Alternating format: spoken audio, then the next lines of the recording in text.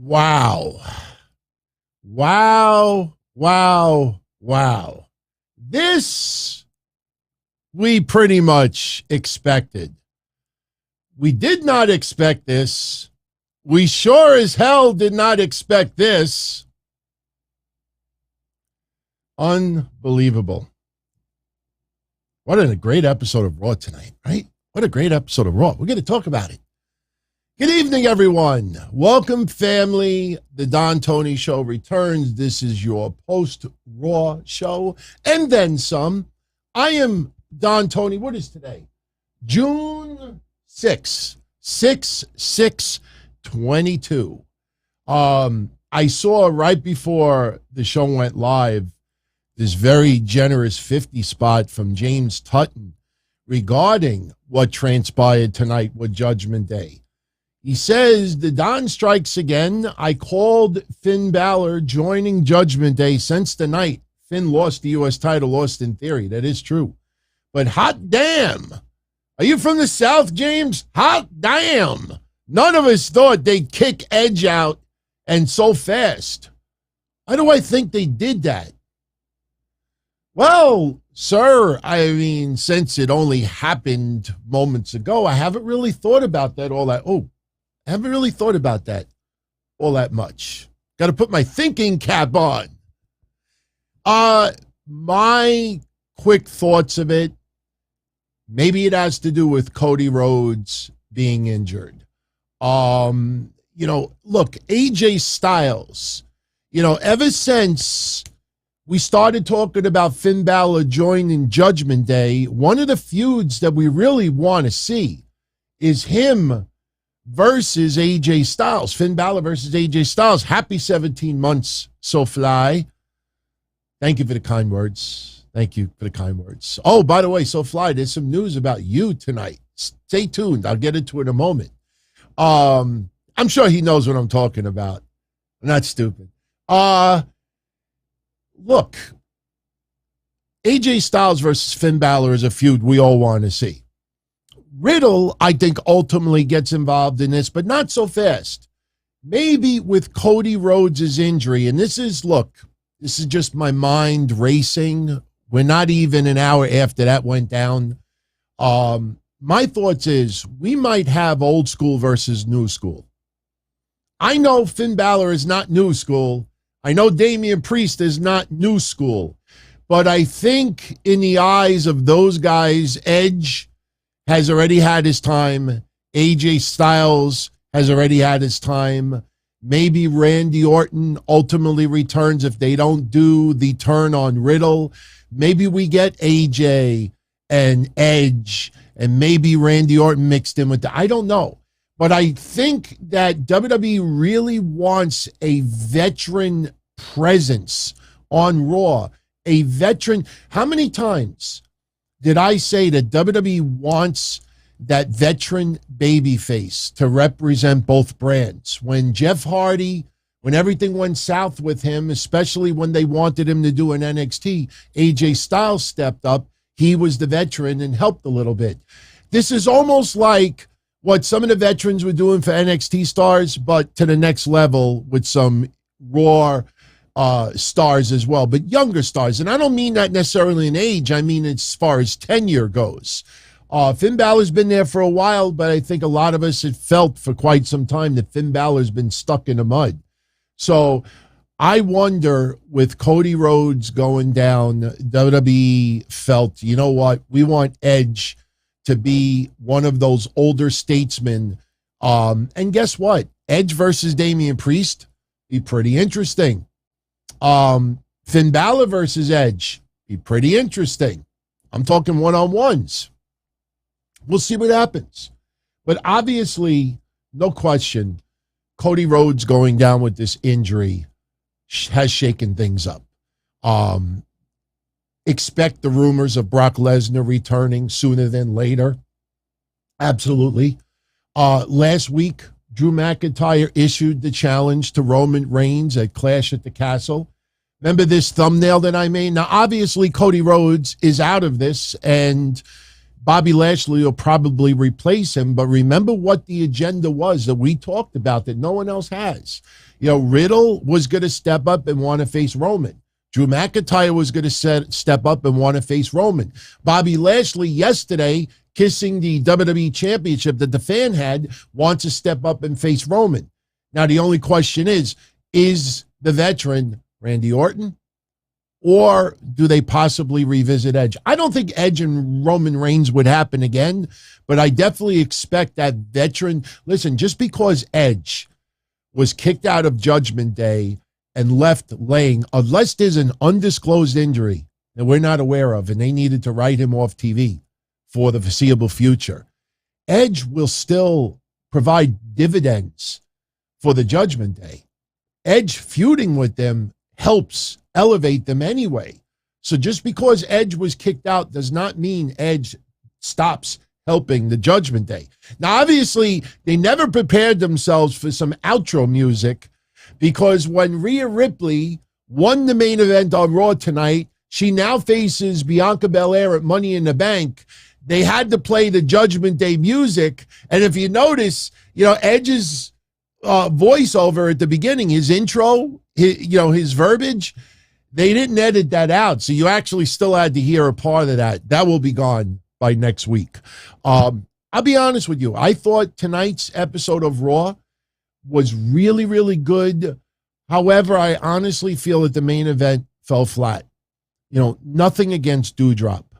You can't have this woman lose over and over and over again and then expect people to buy into her in a fatal four-way, possibly facing Bianca Belair. That's almost as bad as what AEW is going to do with their interim championship. Look, I am a big-time AEW fan, there's no question. And no way, shape, or form am I trying to compare Doudrop to New Japan wrestlers. But with CM Punk going down with a broken foot and AEW deciding to have his title reign extended, there's not going to be no asterisk, and they want to do an interim championship instead, I'm fine with that. Totally cool with it. But when you realize that there's only going to be 4 people competing to win the AEW interim world championship, and 2 of the 4 are these guys. Liam Savage with the run-in. Happy 7th-month anniversary. You could always run in, my friend. Listen, I'm not throwing shade at either one of these guys. Well, who the fuck thinks in their right mind that 2 of the 4 people trying to become AEW interim world champion should be fucking people from New Japan Pro Wrestling? Are you fucking kidding me? That entire roster, this is Tony Khan living out the fantasies. So we'll talk about that a little bit later. First, we obviously got to talk about Raw. We have Raw in 30. We'll do news in 30, and then we'll do some questions in 30. I mentioned SoFly earlier. Congrats to him. Last week we did the NXT ratings predictions contest. The winner was going to get this autographed photo of Mandy Rose and this autographed photo of Liv Morgan. The actual rating last week for NXT, I think, was 534? I think it was 534, and he came closest with 537. So fly, you leave me your address on email, DM, and you'll get your photos. Later on, we're going to do some other drawings as well. We got some cool CM Punk stuff to give away. We got Charlotte Flair, Ronda Rousey photos to give away. We'll do that a little bit later. But anyway, let's talk about Raw tonight. The hype of Raw tonight was obviously Cody Rhodes. We talked about it last night with the Hell in a Cell recap. And if you haven't checked it out yet, when I go like this, a magic link will pop up after the live show. Click on it, watch it. We expected him to get attacked and written off of Raw. We didn't think they were going to go to, if you tune into last night, we didn't think they were going to go to AEW route where he cuts the promo like CM Punk, tears in his eyes, respect from the fans, legit, not dissing it. WWE has always got to be storyline driven. So we expected Cody Rhodes to get attacked. And the telltale sign is when he's leaving the ring and he's saying goodbye to everybody because he's going to go get surgery on Wednesday, he's walking backwards. He's walking backwards. He's walking backwards. So you know somebody's going to blindside him from behind. And sure enough, it ended up being Seth Rollins. And I love this tweet that Seth Rollins posted afterwards. For the love of the game. And yes, that is a play on words with Triple H. Seth Rollins posted that on Twitter tonight after his attack on Cody Rhodes. But Cody Rhodes now written off of television. Now, I know I'm going a little out of place with the opening of Raw, but I want to make one point. You know, Cody Rhodes, this made a lot of news tonight. And honestly, people need to realize when Cody said that, it's prior to the Seth Rollins attack. Cody Rhodes mentioned that he's going to get surgery on Wednesday. He looks up at the Money in the Bank briefcase, which is in 4 weeks. And he says if there's some way in 4 weeks that he could grab that briefcase, cash in, and become WWE Undisputed Universal Champion, he'll do it. That was prior to Seth Rollins attacking him. Cody Rhodes will not be in Money in the Bank. This is WWE storytelling, maybe not necessarily at its finest, but this is, part of their template. They want you to have that suspension of disbelief that there's a possibility that Cody could perform.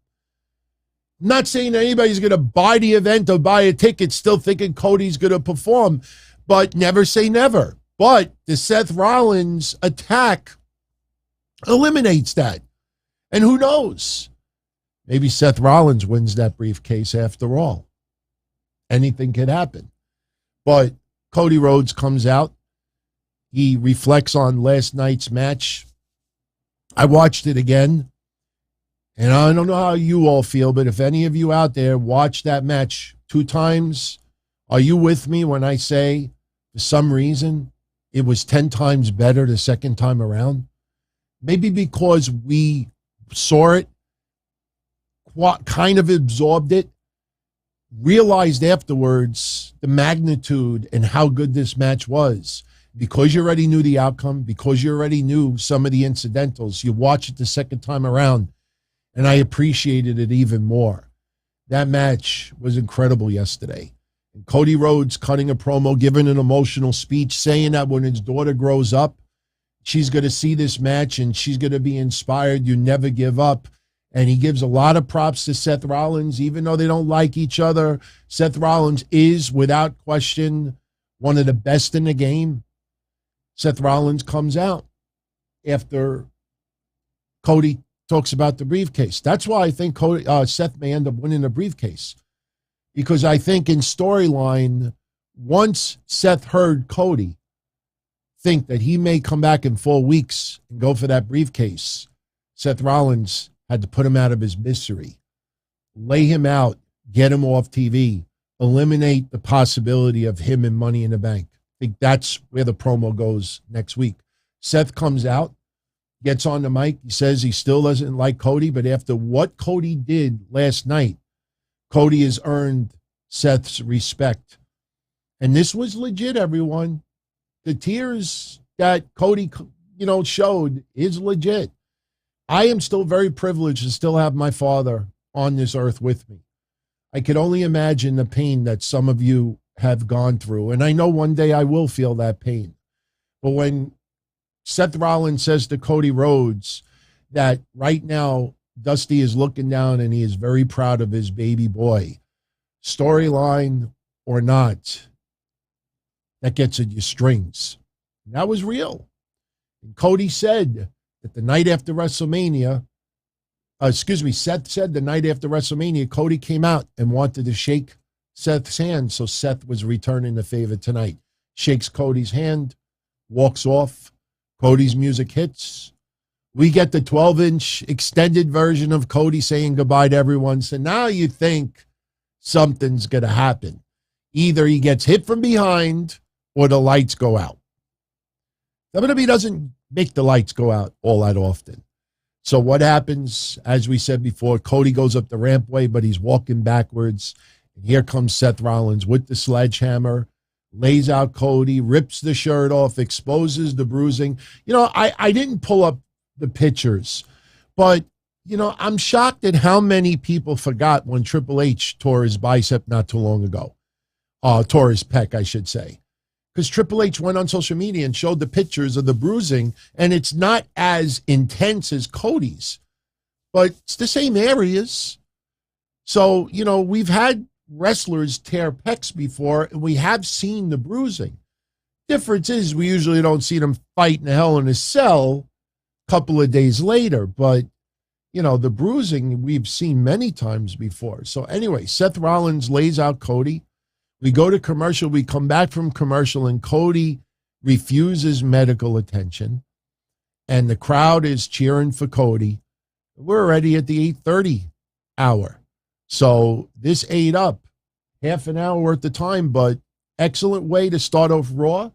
This writes off Cody now, eliminates any chances of him in Money in the Bank. Obviously, we may still have a little unfinished business with Cody and Seth Rollins. That's what we talked about yesterday. The only negative thing about Seth Rollins attacking Cody is that even though Cody said tonight he is done with Seth, it's over, it's not over. Seth probably will say next week, it's not over until I say it is. But really good match. Really good match last night. Really good way to open up Raw. Really good way to write off Cody Rhodes for the foreseeable future. Now, as far as the injury goes, if you do a little research, 3 to 5 months is pretty much the time frame, and you got to lean more towards 4 to 5 months because, any of us can recover in 12 weeks from a torn pec. Problem is, he's a pro wrestler, and his strength is absolutely crucial. And not only repairing and healing, but rehabbing and being 110% of what you were before. And that's going to take time. I know we have had some freak of nature incidents with John Cena where he came back earlier. This, though, unfortunately, you could reattach it, and I'm sure the surgery will be a success. But be prepared that Cody Rhodes may not return to a WWE ring, maybe Royal Rumble. And I know what you're saying. Well, if it's 5 months, that's the end of the year. I get it. But if you have the Royal Rumble only a month later, you want to build the return. So they may just hype up Cody's return at the Royal Rumble. And who knows? We said it yesterday. Maybe Cody Rhodes wins the Royal Rumble now. That's why it is so early to predict Money in the Bank, to predict SummerSlam, to predict Royal Rumble, to predict even WrestleMania now. This definitely puts a monkey wrench in a lot of things. But look, injuries happen. And I think people realize now that all this doom and gloom that people were painting and Roman Reigns takes a little time off. He did that last year. All right. I'm sure his presence will be back with it either this Friday or next. But Cody Rhodes wasn't even on the roster 2 months ago. When people are saying, oh, that's a major blow for Cody Rhodes and WWE. Yeah, for Cody Rhodes and, the planned storyline. But for WWE, nah, man, Brock hasn't even come back yet. WWE fans are going bonkers for Bobby Lashley if people haven't realized. They could elevate him. I don't think Riddle will end up with any gold from Roman Reigns, but you have a lot of bullets still in the gun to fire creatively. So Cody Rhodes being injured is obviously a big step back. But I'll say this with AEW as well. CM Punk being injured is obviously a blow to them as well. But they have plenty of people to step up and pick up from there. No one person is going to hurt these companies. Roman Reigns, yeah, he became the head of the table. He became the number one wrestler in WWE, but he was also out for a long period of time with leukemia, and he was also shitted on by a large part of the fan base. The roster is not that much different from back then. Yeah, they've released a whole bunch of people, but they haven't released anybody that you look back and you're like, wow, this person was a much bigger draw than Roman Reigns. They'll be fine, just as AEW will be fine. So and John Cena will be making his return. They announced it tonight on the TV that on June 27th, 3 weeks from tonight, John Cena will return. Some people are now claiming that he may face Austin Theory at the Money in the Bank. I think that might be a little bit too premature. I still think WrestleMania is more of a possibility. But June 27th is a very important day because June 27th is exactly 20 years ago to the day that John Cena showed up on SmackDown. Ruthless aggression. And he laid out Kurt Angle. Did not win the match, but still decked Kurt Angle, and the rest is history. It'll be exactly 20 years. I hope WWE brings back maybe Kurt Angle as well. Maybe look, I think Edge now has got to pay a little respects to John Cena that night. Does Randy Orton come back in time for this? You think that some of his foes from yesteryear should appear on that Raw. So I expect a big surge in the ratings for that night. But who knows? Maybe John Cena sticks around for a little while. Maybe he can work a couple of matches, with Cody being on the shelf. John Cena might be the special attraction, So that will be 3 weeks from tonight. We also had tonight Miz TV with Maurice to hype up season 3 of Miz and Mrs. They're in the ring discussing Money in the Bank as well. Miz is talking as if he's going to be in the match too. Mentions that whoever wins Money in the Bank has an 85% chance of winning. Remember when it used to be 100% chance? Was Corbin the first one to screw that up? I don't remember. I don't remember if it was Corbin, but we had a couple of people fail at cashing in the briefcase. Yeah, Thomas, it's been 20 years of John Cena. It does feel like a long time. No doubt. 20 years, though, feels a little bit longer, But, hey, guy could still go. He's still young enough. We'll see what they do. But Miz is out there with Maurice, and they end up getting interrupted by Riddle. Riddle trying to talk a little bit of French. Bonjour, omelette, or omelette de fromage. Mi chiamo Riddle. I almost sound Italian saying that. So Riddle gets on the mic, and there's the challenge to Roman Reigns. He's fed up of the bloodline and the minions and everything else. He wants Roman Reigns. Then he gets into a little bit of an argument with Miz. And then we get the chant of the night. And I'm not saying that as a good thing. Tiny balls, tiny. Pretty funny to see children. And now look, I'm not one of those naughty, but it's pretty funny to see kids in the crowd going, tiny balls, tiny balls, tiny balls. So Riddle says that Miz has tiny balls. Maurice says he's got average balls. He's got big balls. He's got huge balls. He's got the biggest balls in the world. We heard too much balls tonight. So Riddle tells Miz, prove that you have a set of balls. Fight me tonight. Miz says no. Ciampa, who I am extremely concerned about with his WWE future, he comes out and just like with Mustafa Ali, just attacks Riddle for no reason. I guess the storyline is he wants to make a presence. So he attacks Riddle, walks away. Miz sees Riddle laid out and says, you know what, I changed my mind. I'll have the match after all. And Riddle beats Miz at some point because Miz was in a tux. Riddle rips the pants off and he had like boxer shorts on. He got the tiny balls chance.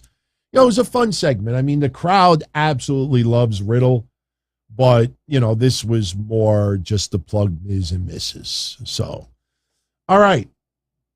Now, I know how some of you felt about this tonight.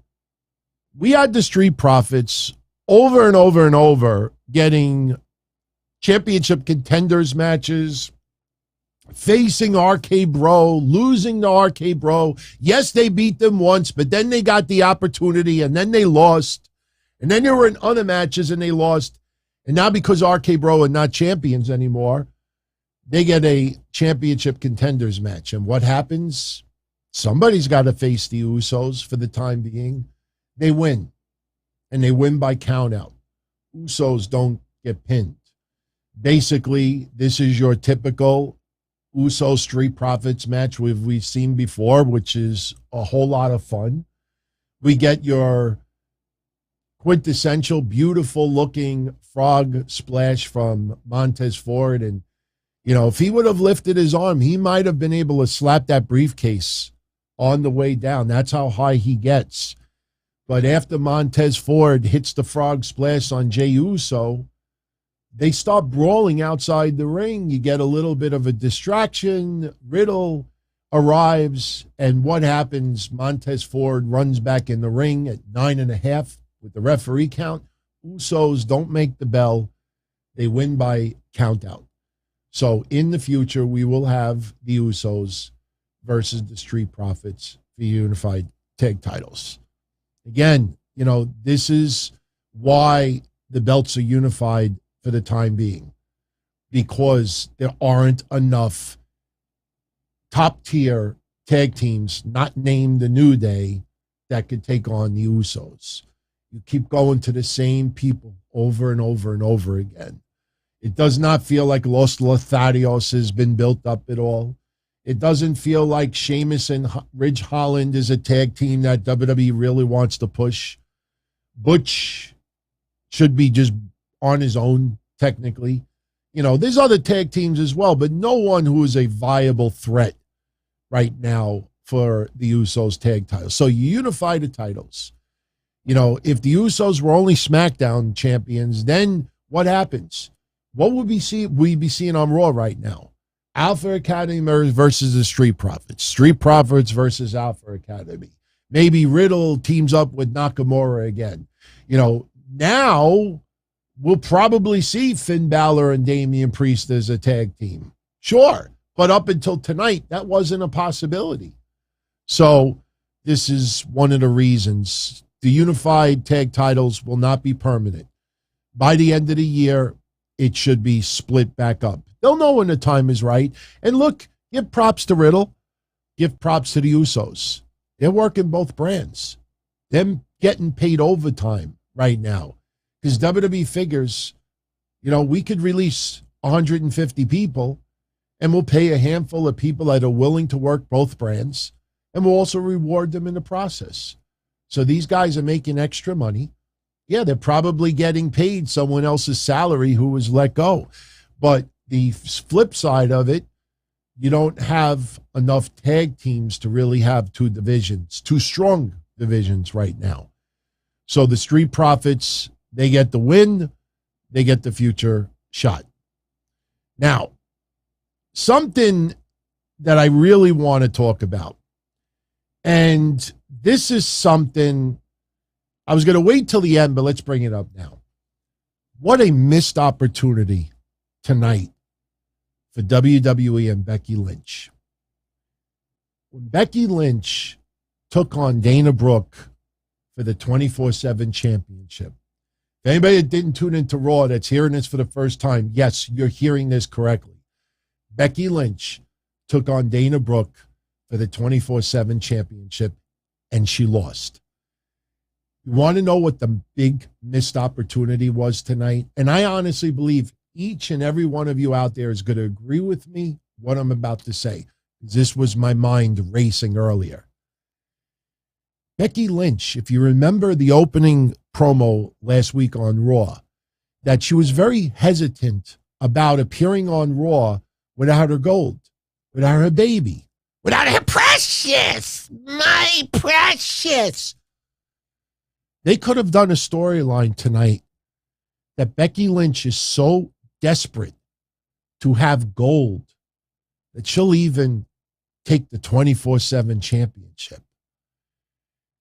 The problem with what they did tonight was they had Becky Lynch in the ring with Dana Brooke before Dana Brooke won the 24/7 title. What they should have done tonight was they should have had Dana Brooke beat Akira Tozawa. And after Dana Brooke wins, Becky Lynch's music hits. She goes down the ramp, pissed off, gets on the mic. Anybody's going to win gold. It's going to be me. And she should have issued the challenge to Dana Brooke for the 24/7 title. And everybody would have been like, what is she, nuts?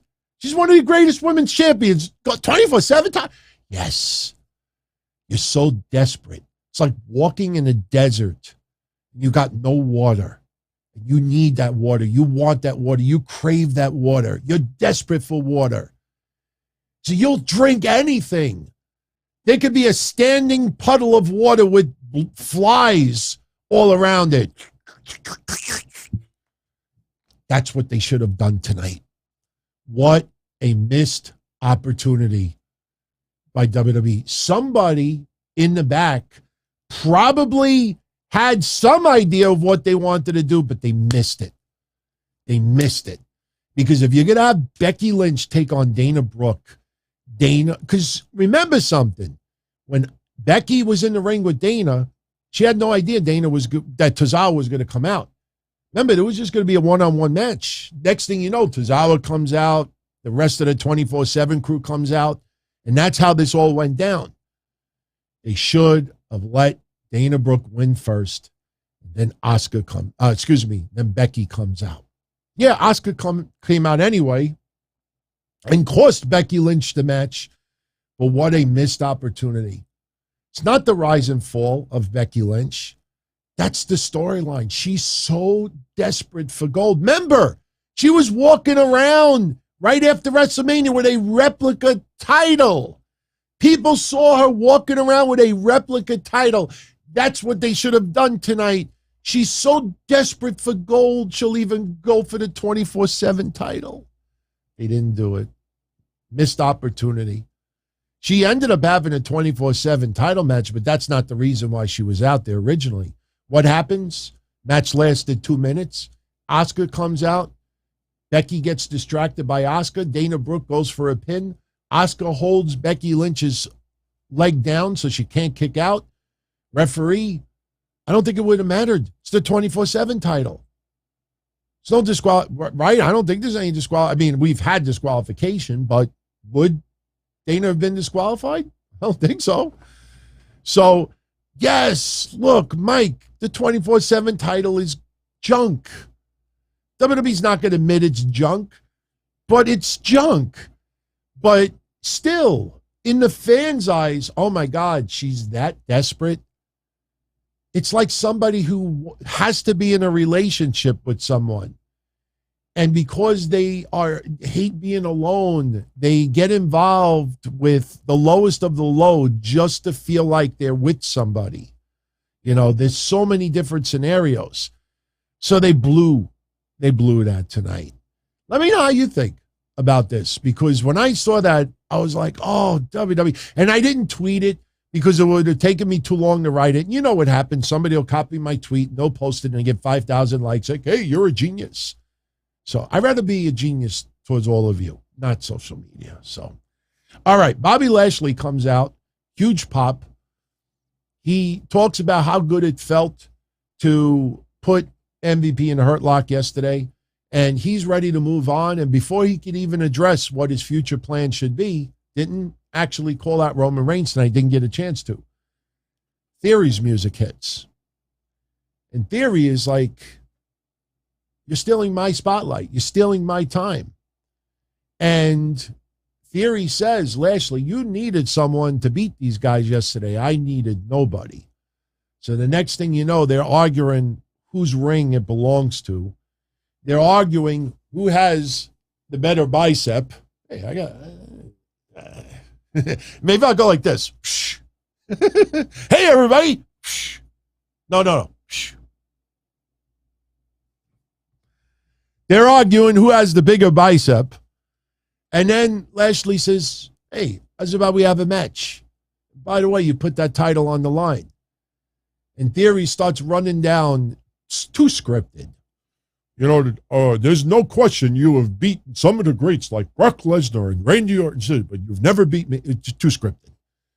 So Lashley just pretty much scares him out of the ring. Look out of here. And Theory runs away. So are we going to start getting Theory versus Bobby Lashley? I don't know how I feel about that. I don't know. Veer Mahan versus Dominik Mysterio. Dominik fought valiantly, but unfortunately, Veer Mahan, too powerful. I don't know why Rey Mysterio caused the DQ. I mean, Veer Mahan was going to put on his finisher. Okay, the finisher hurts, but this is pro wrestling. And Rey teaching his son to fight. But Veer Mahan, Dominik hits the 619. Dominik hits the frog splash, only gets a 1 count. Veer with the $1 million clothesline. And then he goes to put him in his finisher. And then Rey just decides to hit the ring, attacks Veer a little bit, 619. If I was in storyline next week, Dominik should complain to his dad. I don't know why he would wait an entire week in front of a camera to do it.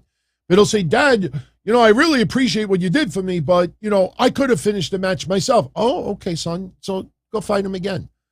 And then this time, Veer will probably put him in that finisher. And then maybe Veer doesn't break it right away, and maybe Rey doesn't do anything. I don't know. Liam, I have not been working out. I have just been dieting, trying to lose 20 pounds before my wedding. I'm on my way. You notice, you can see it a little bit. Look at some episodes from about 6 months ago. You'll see a little difference.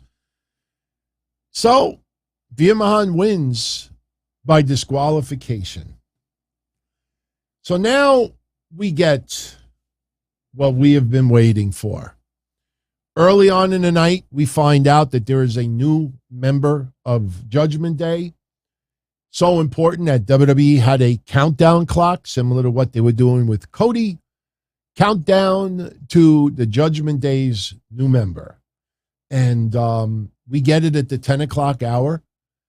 And look, I appreciate what James wrote earlier, but the night that Theory beat Finn Balor for the U.S. Championship, I said, I think Finn Balor, they got to mix it up a little bit, put him on Judgment Day, and the rest is history. Yes, later on, a lot of other people was saying the same thing. It's not that because people are smart, but we've all been very observant that Finn Balor is too good to be in this situation he's in. And yes, a lot of that is at the fault of WWE creative. Sometimes you got to force a narrative in order to get something done. So we all felt, you know what, Finn would be a great addition. But how do you get to that point? So Finn losing a few times. And yesterday, as we pointed out, he was the one pinned in that match at Hell in a Cell. So we get the Judgment Day. They hit the ring.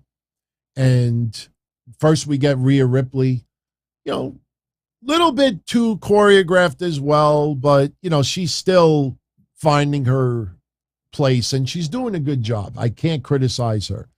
Damian Priest, little stuttering on words. I think, he's getting there as well, but, this is the fans a little bit. And then Edge, now the adult is in the room, and he talks about how he's got 30 years in the business, tells everybody to shut up. He puts over Rhea Ripley, puts over Damian Priest on how far they have become and grown since they've been part of Judgment Day. And he said that someone else was listening to the message. And they all looked down the rampway to see who was going to come out. And lo and behold, it's who we all thought it was going to be. It was Finn Balor. And Finn Balor comes out. Now, as he's walking down the rampway, Corey Graves is playing off like, well, maybe Edge, this isn't who Edge was talking about. Maybe Finn Balor, this is a ruse. Maybe Finn Balor is not walking down the rampway, to be part of Judgment Day. Because when Finn Balor came out, he did his regular entrance.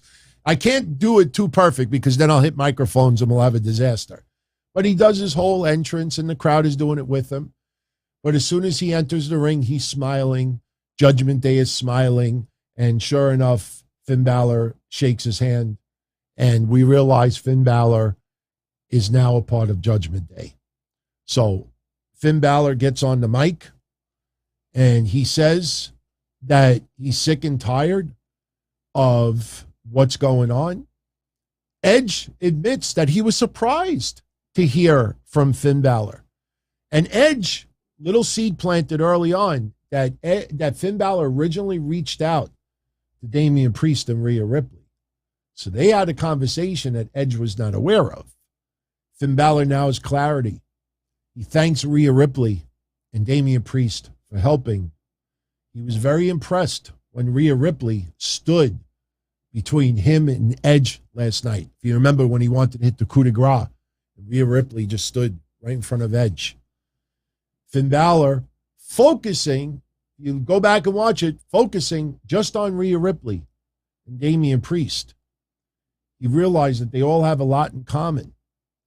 And all three of them are tired of being told what to do. Damian Priest then starts talking to Edge, talks about everything that Edge has done for them. And the Judgment Day, Damian Priest is ready to shed, I should say, the one last thing that is holding them back. Damian Priest looks at Edge, says that Edge is that thing that's holding them back. And Edge realizes, oh, fuck. Damian Priest lays him out with a clothesline. Finn Balor, Rhea Ripley, Damian Priest, all laying the boots on Edge.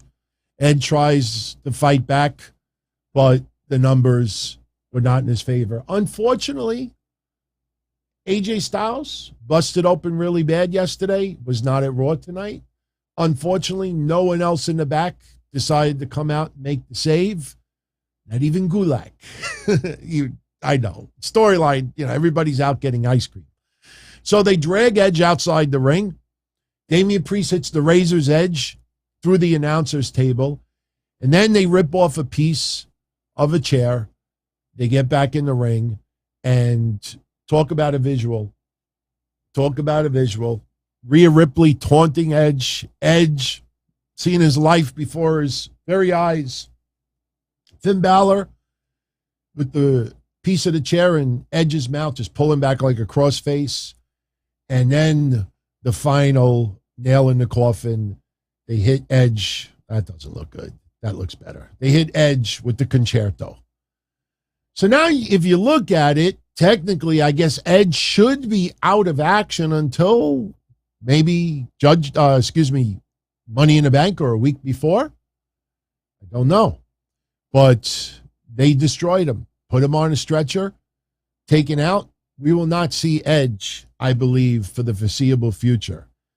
But now, the question is Finn Balor now the leader of Judgment Day? I don't think there's going to be a head on this snake.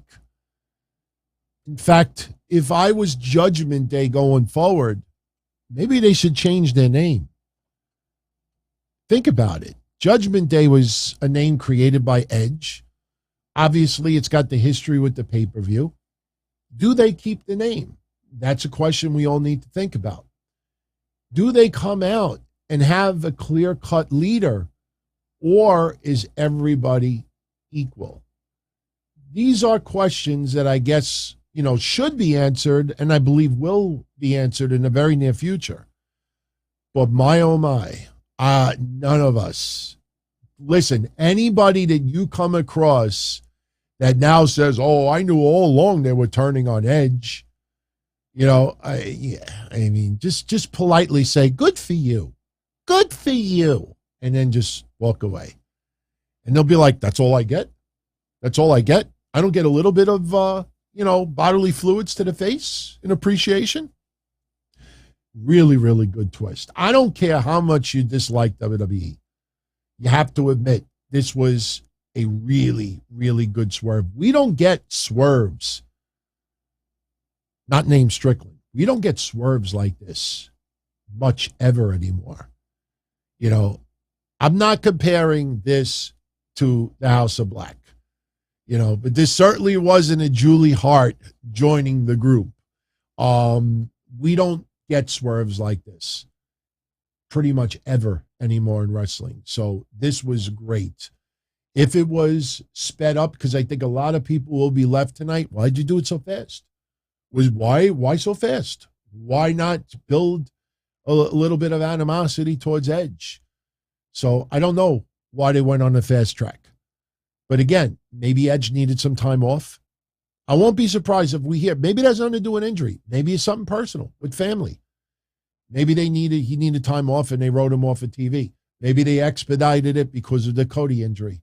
All I know is what I saw tonight, I liked it. But here's the thing we all got to think about. We're still at 3 members of Judgment Day. Are they going to add any more people? Or are we just leaving it with 3? So that's something to pay attention to going forward.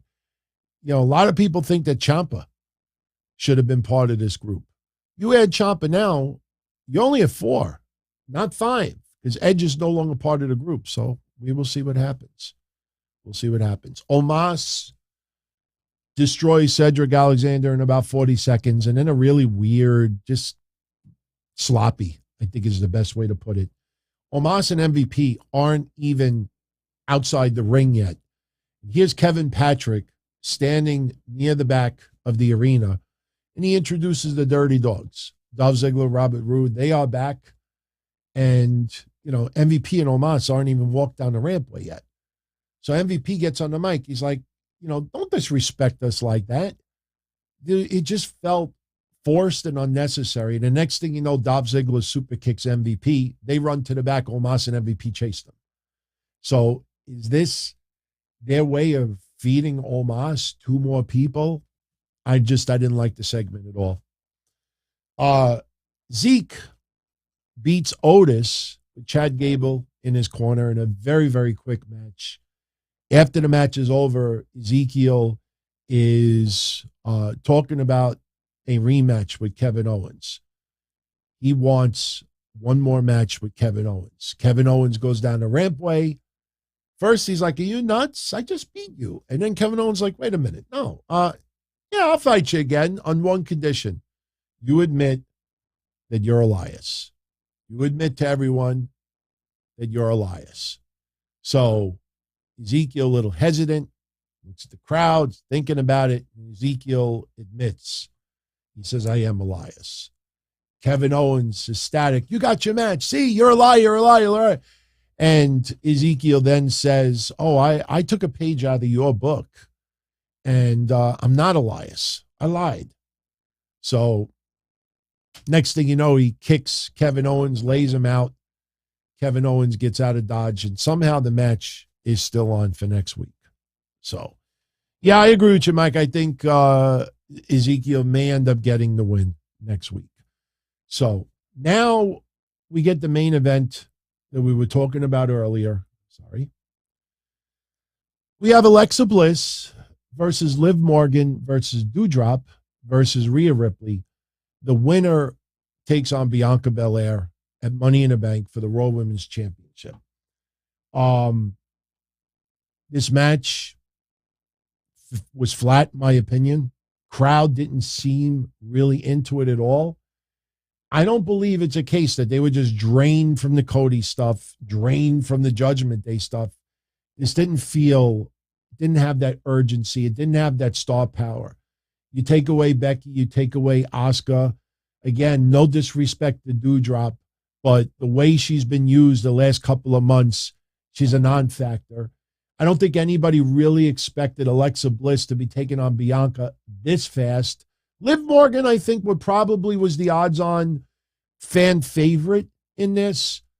But Rhea Ripley, after what happened earlier in the day on Raw, Rhea Ripley was the pick that everybody should have thought was going to win here. And look I'm not saying that Bianca Belair should lose that championship already, but I guarantee you'll go to see a lot of people online that are going to say, give Rhea Ripley the belt, especially with the momentum that Judgment Day is having. In fact, we may end up seeing some gold in that camp sooner than later. I don't know. I haven't thought about this all that much yet, but Rhea Ripley gets the win. She hit a very sloppy finisher on Doudrop, barely got her up. I don't know why, because Doudrop, gets dropped about this far from the mat that she's knocked unconscious. They're more about she accomplished the feat. It's not about the magnitude of the power to knock someone out. It's like, if you could get her off her feet and execute a move, even if it's a power slam, even if it's a regular slam, even if it's just a side slam, that you could beat Doudrop. And I don't know, I didn't like this match. After the match is over, you got Judgment Day standing in the ring. All the women got out of Dodge, and Rhea is staring down Bianca Belair, and Bianca Belair is staring back like she's a little concerned. And, it was a good episode of Raw. I mean, look, the Cody and the Judgment Day stuff in itself makes Raw. I mean, you take a couple of other segments and nothing was going to call this episode. This was one of my favorite episodes of Raw. Obviously, it could have been that much better with some of these other segments that we saw. But the Cody stuff with Seth was tremendous. The Judgment Day stuff was awesome, incredible. And, not a bad episode. Now, main event results from tonight: Ciampa over Reggie, Mustafa Ali over T-Bar. And, I'm concerned about T-Bar as well. I mean, Ciampa, if they don't put Ciampa in Judgment Day, I hate saying stuff like this. I think Ciampa's days are numbered in WWE. And I like Ciampa. I mean, I know his relationship with Triple H is like this, but, business is business, and anybody could be released. I mean, lower on the food chain, obviously. Okay. Couple of quick news tidbits. Then we'll spin the wheel and give away a couple of prizes from this past week's watch parties. WWE and A&E are bringing back Biography once again. And remember, when they issued the press release in March, didn't they say that they were going to have 35 episodes of WWE Legends? So we have the next list announced. There is still quite a few more that are going to be released. And remember, they're doing one for Dusty Rhodes, too. Obviously, now with Cody in the company, Cody will be contributing. In fact, I heard from places that he's going to narrate it. But the WWE Legends, starting July 10th, which is coming up soon, we got The Undertaker debuting this next batch of WWE Legends. We get The Undertaker, Bill Goldberg, Lex Luger, Kurt Angle, D-Generation X, Rey Mysterio, Edge, the Bella Twins, and WrestleMania 1. So that is your next set of WWE Legends on A&E Biography.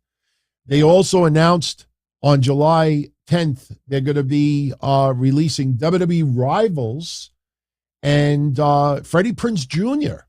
Remember, we talked about him wanting to start his own promotion. He's going to be doing a roundtable discussion, getting into storylines and feuds, and some of the examples: Austin versus Rock, Brett versus Shawn, Undertaker versus Kane, Cena versus Edge. Those are some of the examples. And then you got WWE Smack Talk, which is going to be hosted by Booker T and Peter Rosenberg. So pretty cool stuff there. Ratings from this past week. Let's pull them up. Where are you? There you are. Here's your ratings. All right. SmackDown, pretty decent number. 1,939,000. It almost hit the 2 million mark. Rampage, back in its time slot, 475, but I think they might be back at 6 p.m. this week. Impacted 116, pretty much what they've been doing. Dynamite did 969. NXT did 534, as we said earlier. Raw last week only did 1.5 million.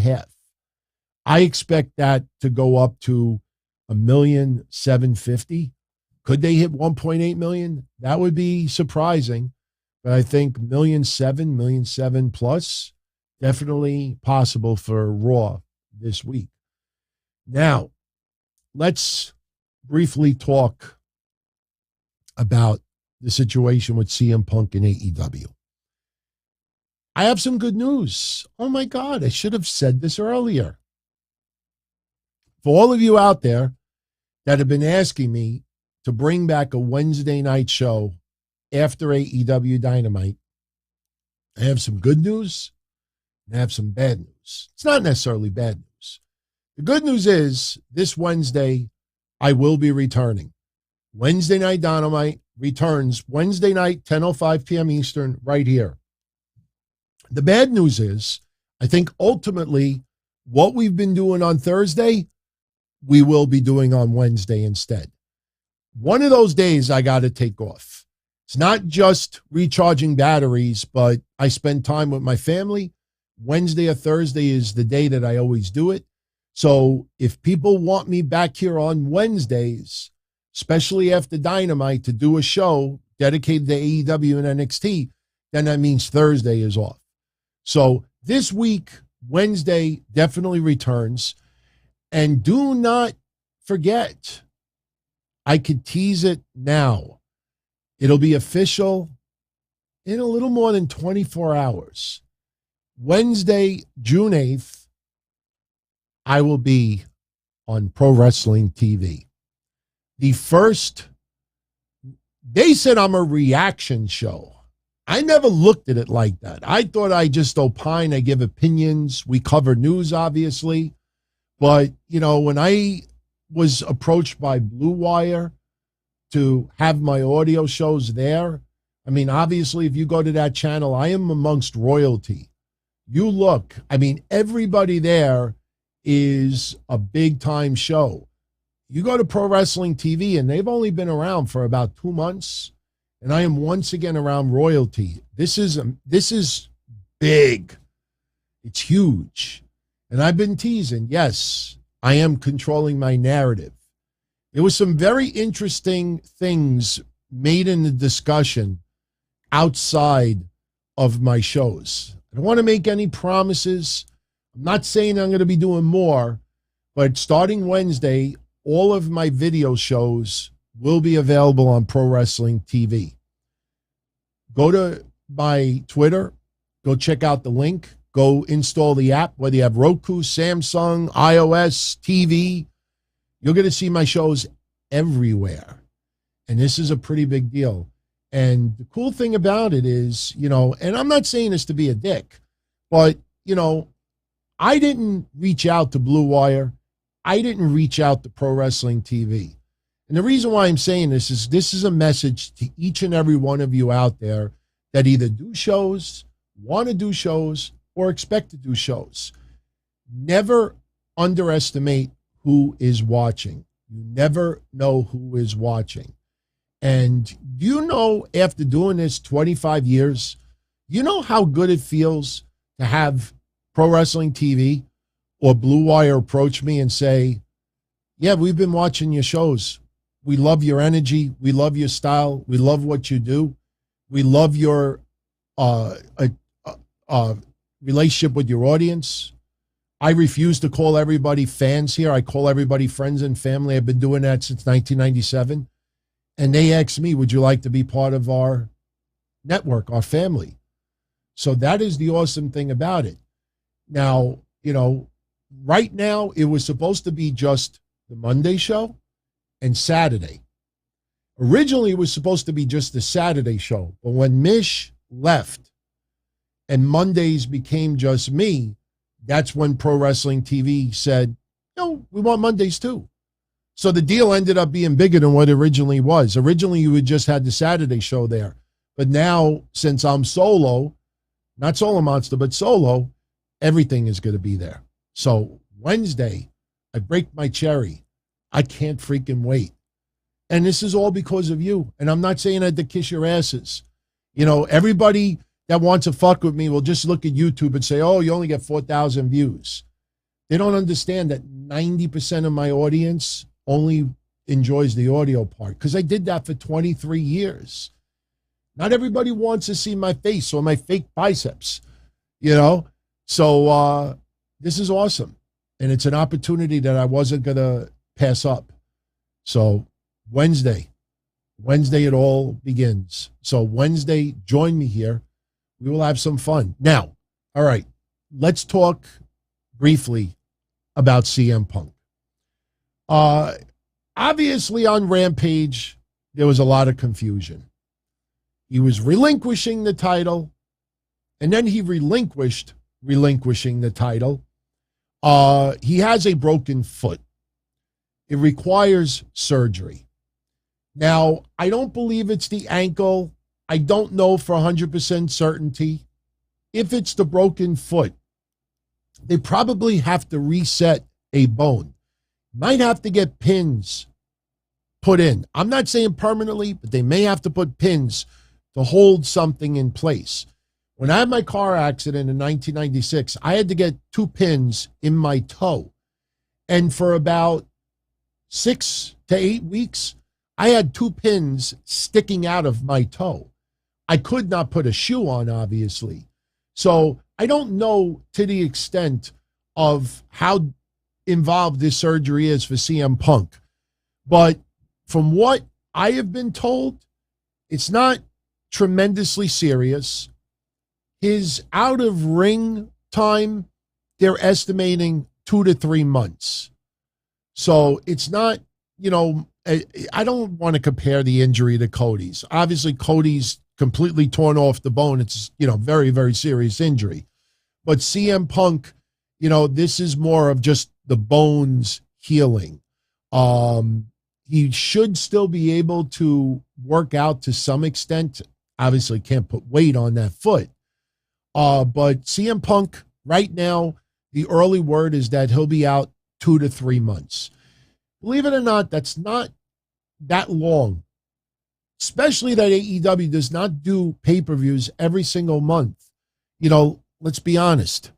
You look at Hangman Page's run. You look back to how many matches he had since he won the title. What was it, 4? I mean, obviously he had 2 epic matches with Bryan Danielson. But after that, Takashita, Adam Cole maybe twice. He probably had 5 or 6 matches. But my point is, it's not out of the ordinary to see someone in AEW only wrestle 1 or 2 matches over a month and a half's time. 2 months is not going to be that big of a deal.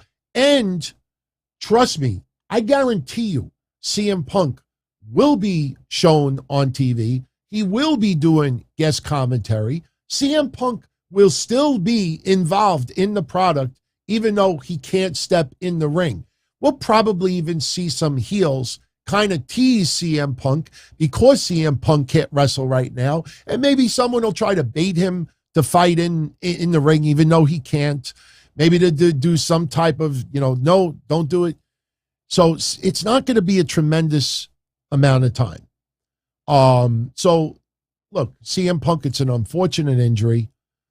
Freak accident. Shit happens.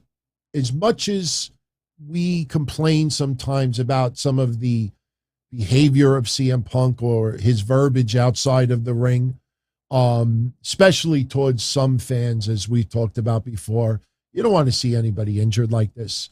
So instead of them relinquishing the belt, they're doing an interim championship. Now, my honest take is if he's going to be gone for at least 3 months, they should have taken the title off him. They should have promised him a title match upon his return. End of story. He's going to have a 3-month plus reign and not defend the title at all. So, you look back on it, let's celebrate CM Punk 1 year as champion, and you realize 3-4 months of it, he may not have done anything. So, because it doesn't seem like it's going to be as long as originally feared, I don't have a problem with it. What I do have a problem with is what they're doing for the interim championship. I wrote this on Twitter, and I'm going to show you the press release. I'm going to show you the press release, and then we'll get into the cliff notes about it and how stupid this is. Okay? This is AEW's press release that I have on the screen.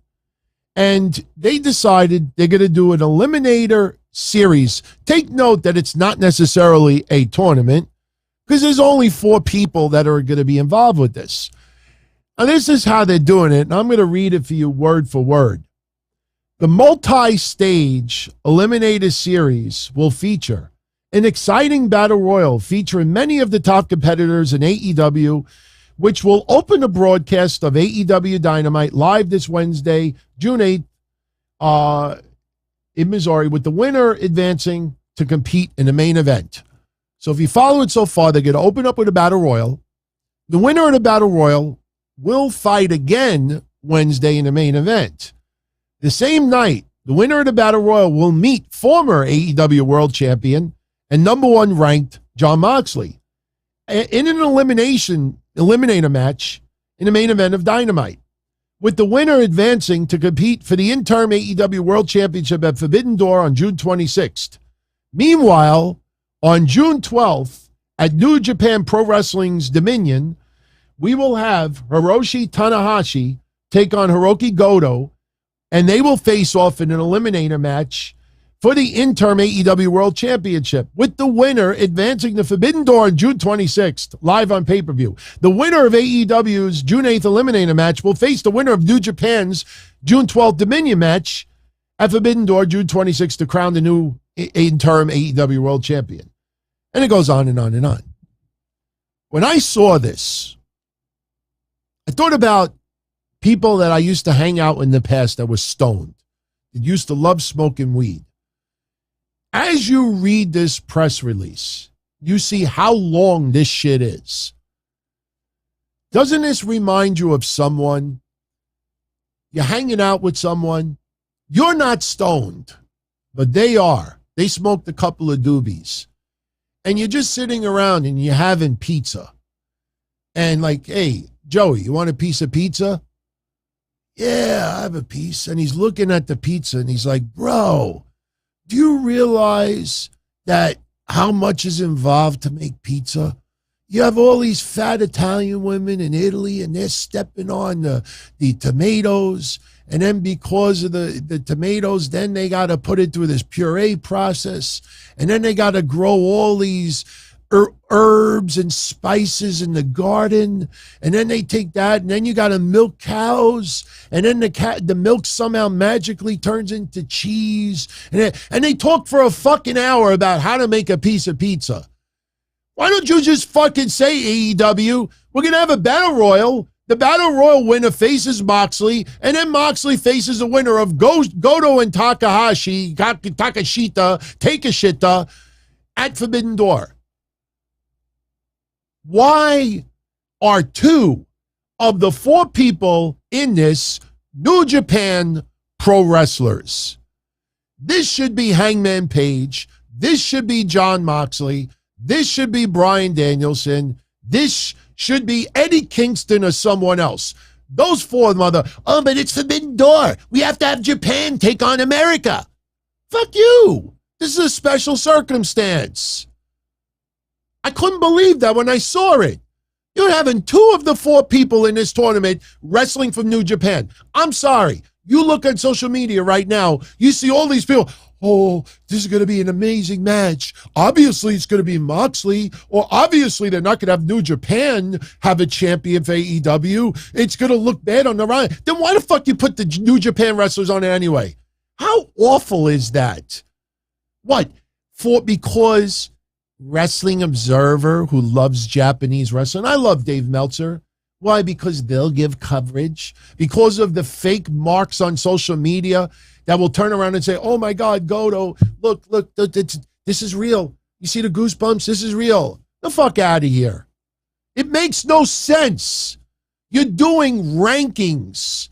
Page lost the championship. Technically, he should be the number 1 contender. Oh, but they're all going to be in a battle royal. It doesn't matter.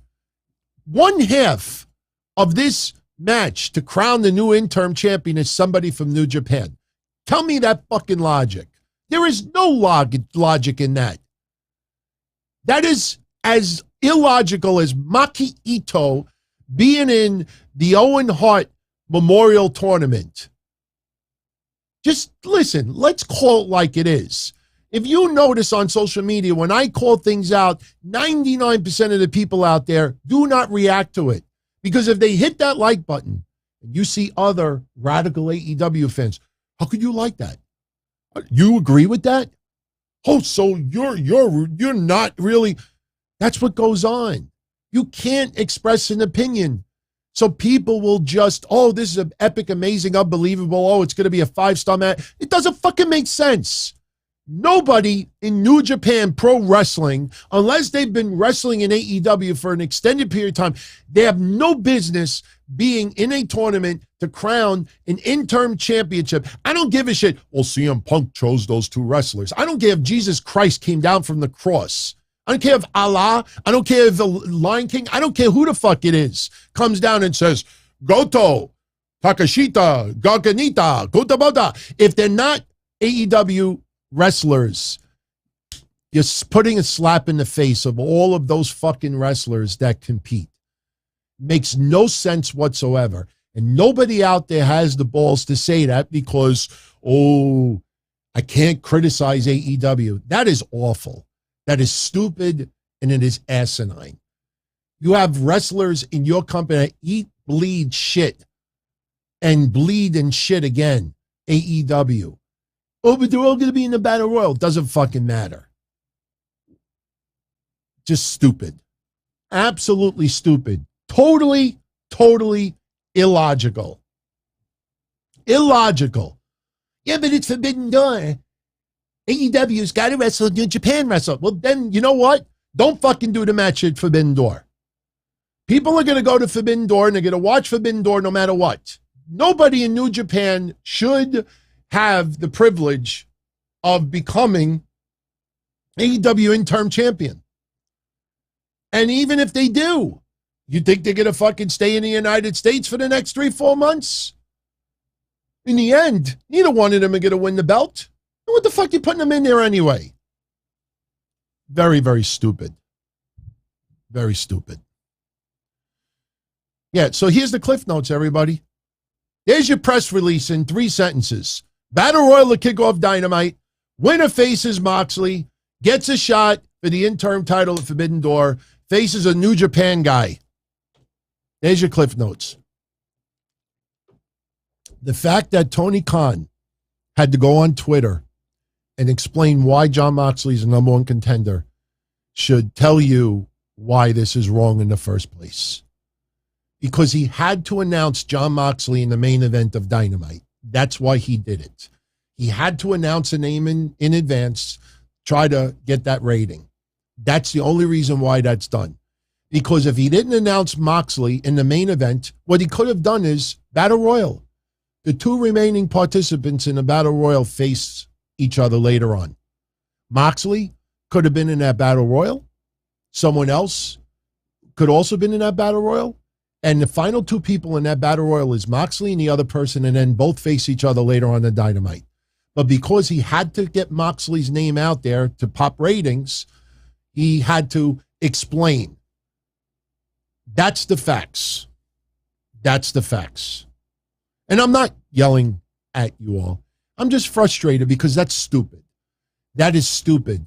And because of what you see going on online, no one will speak out on it because they don't want to get dissed and disrespected and be left out of the Cool Kids Club when it comes to AEW stuff. Now you got writers that feel like they're contributing to this great storyline with MJF and Tony Khan. You have writers that are actually manipulating their reports because they feel, hey, I'm helping out the storyline. You're a fucking reporter. Be a fucking reporter.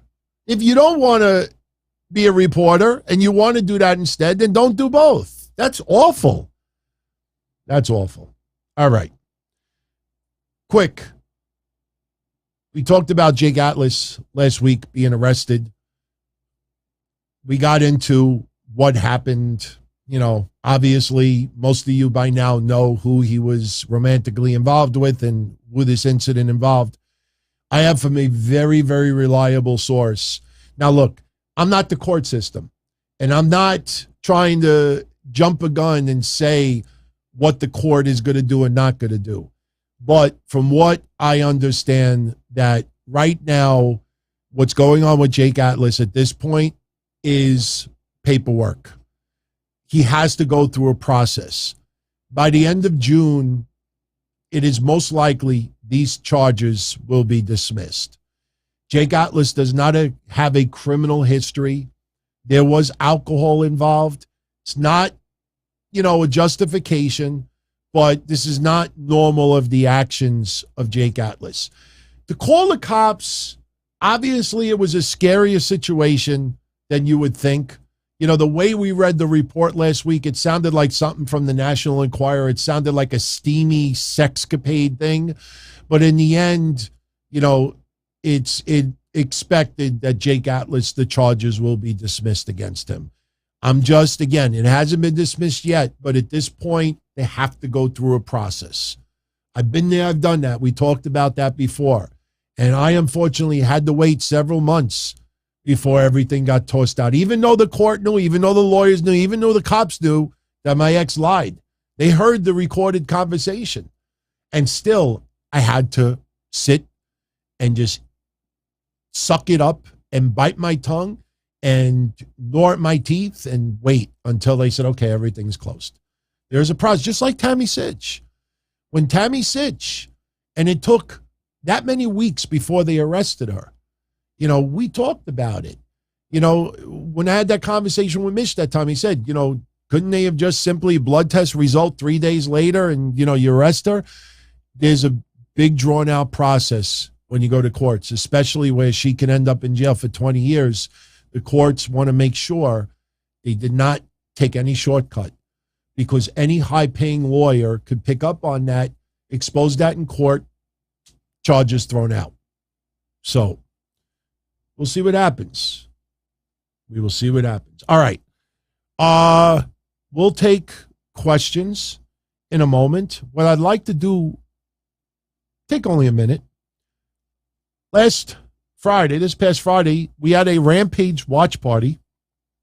And the winner of this watch party gets, look at the screen, a CM Punk AEW trading card, a CM Punk autographed UFC rookie card, a CM Punk AEW ice cream wrapper, and a CM Punk WWE toothbrush and toothpaste sealed in the package. You have it sitting right here. And I don't know why Cena is on the front. Yes, I know, because they feuded.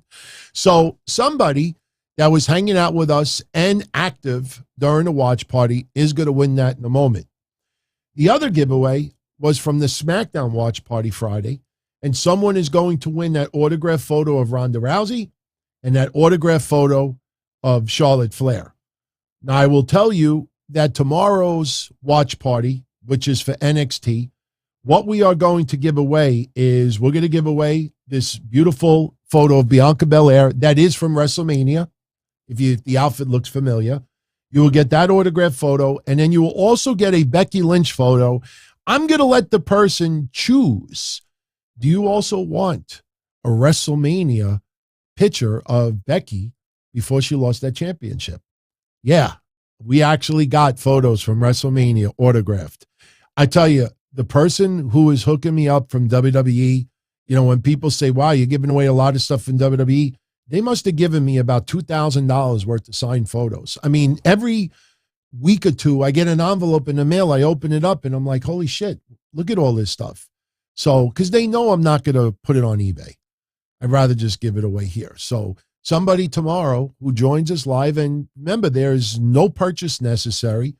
Just show up, hang out, watch a little NXT, chat with everybody, and you're in it to win it. So without further ado, that is the first watch party. And as you could see on the wheel, I know the letter is a little small, but that's the only way I could really fit everybody on there. So everybody that was not only at the watch party, but was active is on this wheel. And I'm going to spin it right now, and whoever it lands on is going to get the Ronda Rousey Charlotte Flair photos. And look, if you want to be part of this, all you got to do is show up at the watch parties. We're always giving stuff away. So, good luck. Let's see who it lands on. And I double-checked there's no duplicate names. There's no duplicate entries. You can only win one contest, though. I think that's a little fair to everybody. Kevin Milwaukee, Mr. Milwaukee, gets the Ronda Rousey Charlotte Flair signed photos. Very, very cool. Congratulations, Kevin Milwaukee. Now we go to what I think everybody was looking forward to. That's a little too small. Let's do this way. All right. The CM Punk prize package. Again, we don't want to have one person winning everything because I think that pisses everybody off. So Kevin, unfortunately, can't be part of this drawing, but let's spin the wheel. Let's see who it lands on. Good luck, everybody. All right. Who gets the CM Punk package? I don't know if you should use the toothpaste. Who is it? Aphrodite Crush. Aphrodite Crush. She is a newer friend in the watch party. She's been to a couple. So Aphrodite Crush. I hope you're a CM Punk fan. Now, if any one of these two do not claim their prizes, I would say within the week, then it'll go back into the tank and we'll do a future giveaway. So Aphrodite, congratulations. Very, very cool. So, all right. So we've talked about news. On Wednesday, we will talk about AEW NXT. We'll get into Matt Cardona a little bit because he's going to be out for about 5 months as well with the torn bicep. There's a few other news tidbits we'll get into, but Wednesday will be AEW NXT. And then starting next week, we'll also do the channel members Q&A. That'll be part of Wednesdays as well. So, we're going to move everything from Thursday to Wednesday. So for everybody who's live, if you have a question you'd like for me to answer, and since we've gone a few extra minutes tonight, because obviously we had a very big Raw, I'll stick around for about 20 minutes. So just put the word question before your question so it stands out to me. Obviously, if anybody super chats, not required, always appreciated. They will go to the front of the line. But, all right, let's get into it. What questions you got for me tonight? If I could call any match from the past, this is from CJ Rocks, with any commentator, dead or alive, who would it be and what match would I call? I would love to have called Hogan Rock. I mean, I would have sucked horribly, but you know what? I would have loved to have heard Bobby the Brain Heenan calling Rock Hogan. I think that would have been amazing. I don't know if it should have been Heenan and JR, or maybe you have Heenan, JR, and Jerry Lawler, because they did an amazing job. Listen, let's also say this. And I really appreciated everybody who did do this yesterday and today. Props to Corey Graves for his commentary yesterday with Cody versus Seth Rollins.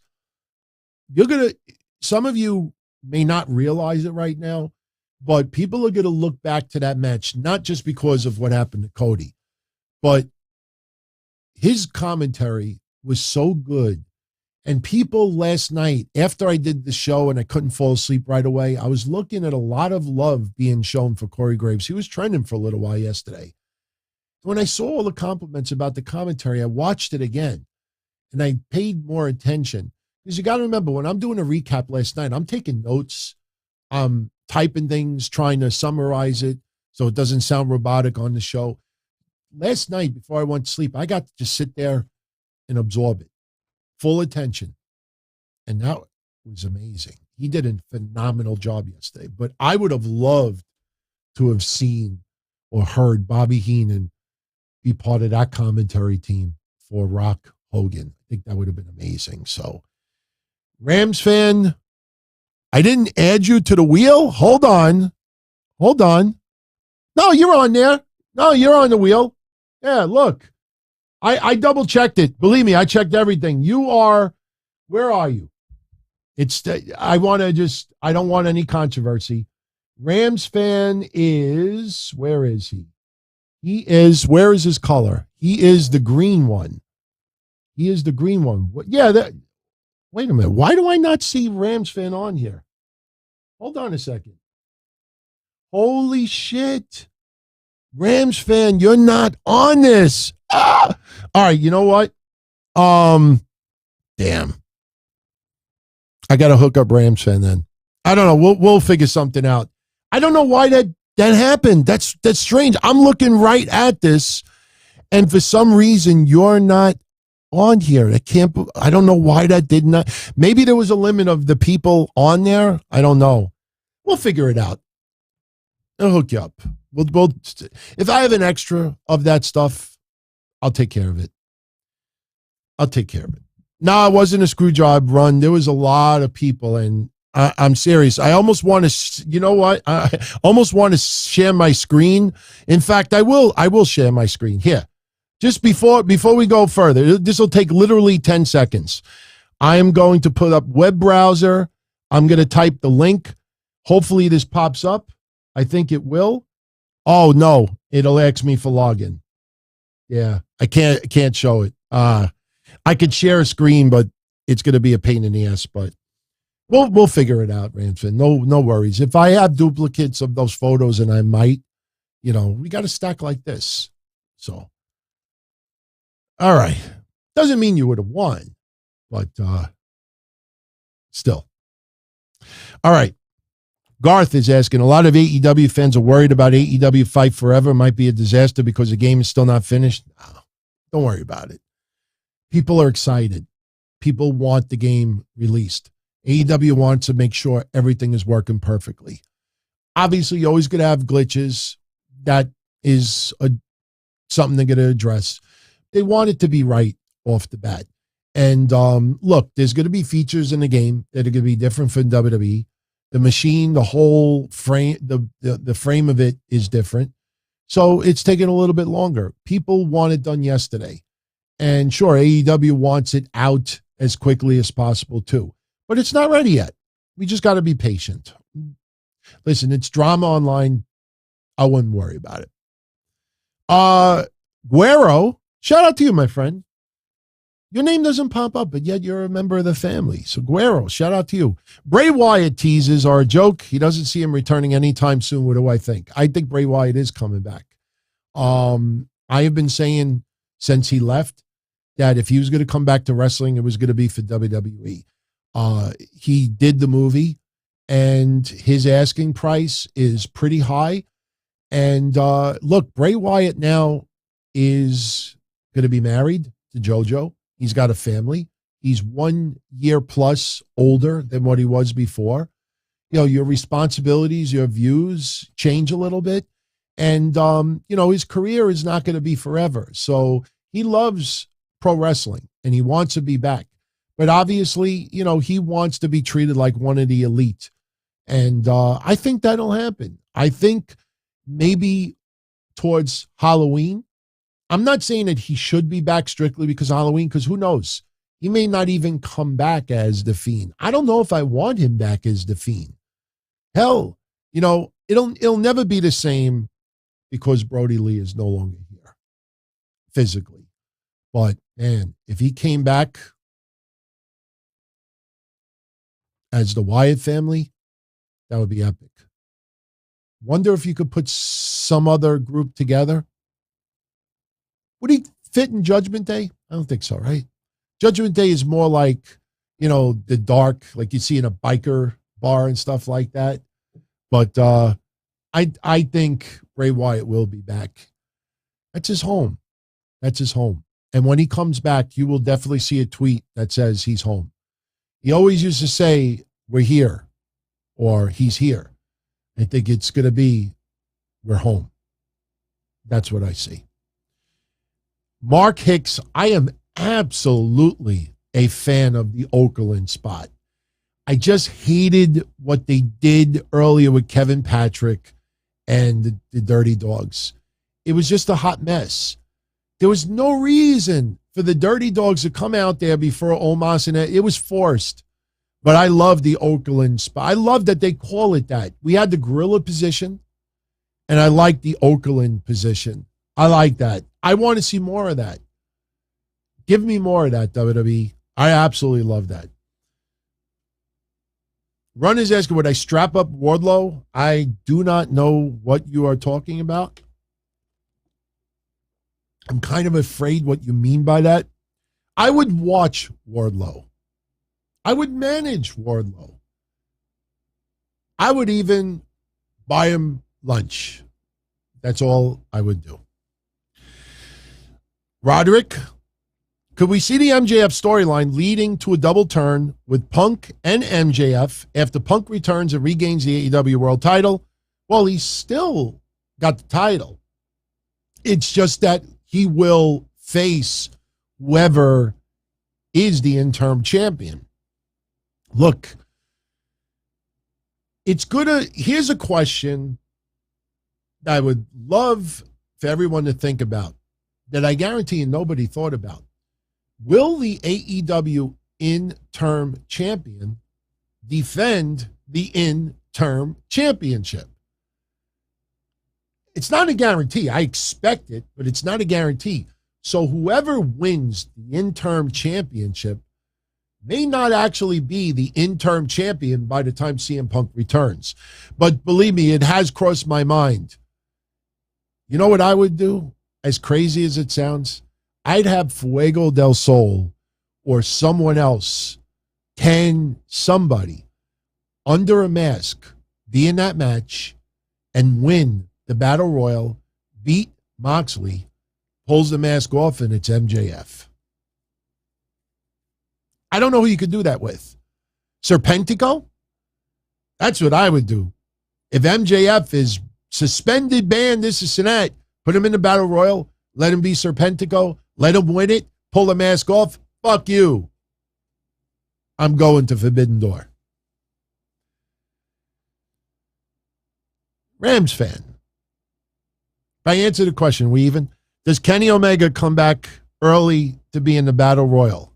You know what, Rams fan? You know what I could give you? I got those autographed Vince McMahon photos. You could throw it on eBay and get $300-$400 for it. If you get a PSA authenticated, I got about 6 of them.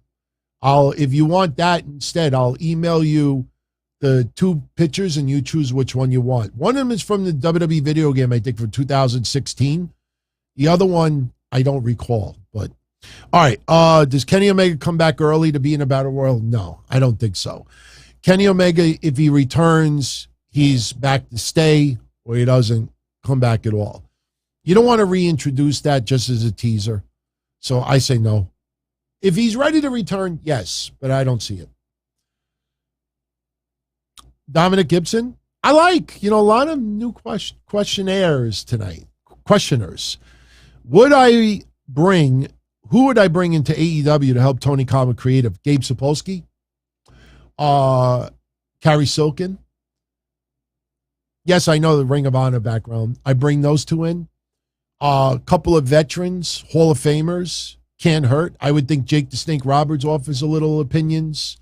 You could get a few people. Those would be a few people that I would love to see. I think they do need some outside. They need a constructive catalyst. That was something that Dixie Carter was missing, and that is something that AEW is absolutely missing.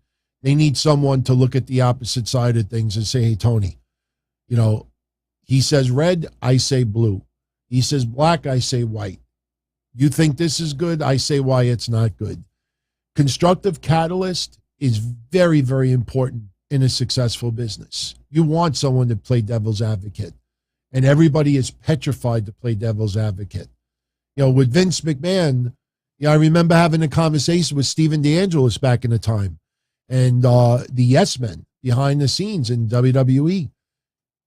Anybody that was surrounded by Vince McMahon had to be yes people. Yes, Vince, that's a great idea. Absolutely, Vince, that's a spectacular idea. Vince, I couldn't have thought of anything better. That is tremendous. They couldn't turn around and say, Vince, man. Excuse me. Yes, men. Larry the Comic. Who would I put in the main roster WWE stable using both and female superstars, both male and female? Who would I put in a main roster WWE stable? If you're asking me like NXT stars, Male and female, wow, that's kind of tough to think right off the bat. I mean, they would have to be similar in look and style. If you wanted to have see, like Survivor Series, if you had a bunch of people from NXT show up on Raw or SmackDown, they want to be part of Survivor Series, be Team Survivor Series, I would put Braun Breaker in there. I would put Io Shirai in there. If she is 100%. I would definitely put Santos Escobar in there. Solo Sikoa I would put in there. I'd even argue putting Carmelo Hayes in there.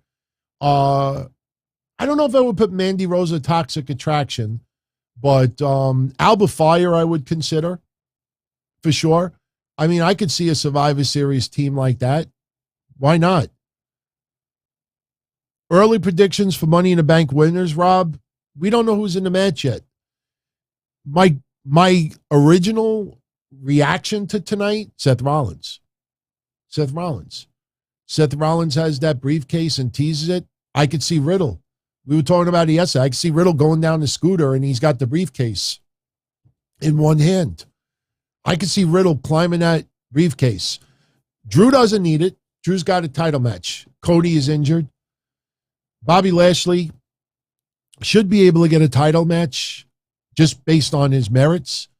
So whoever it is, it's got to be a gimmick. I could see Seth just tormenting Cody. Cody, look what I got. Ha, ha, ha, Cody.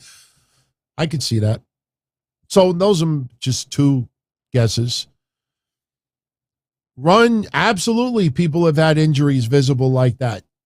Usually they don't compete, though. You get a torn bicep, a torn, look at Triple H. I just mentioned it earlier. I have the picture here.